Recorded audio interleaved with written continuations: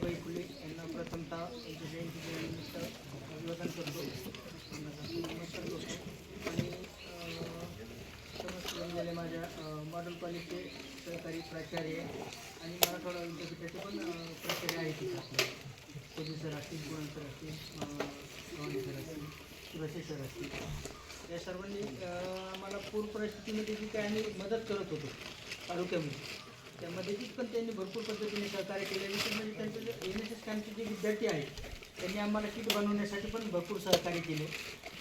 रात्रंदिवस ते आमच्यासोबत होते. किट वितरण करण्यासाठी जे काही मटेरियल महाराष्ट्रातून येत होतं त्याच्या योग्य पद्धतीने किट बनवण्याचं काम जे असेल, धान्य 5 किलो असेल, 4 किलो असेल, असे जे किट बनवत होते त्यांचं रात्रंदिवस त्यांनी ते विद्यार्थी पाठवून आम्हाला ती मदत केली. आणि त्यांच्या मदतीमुळेच आम्ही पूरग्रस्त भागापर्यंत आम्ही ती मदत घेऊन पोचू शकलो.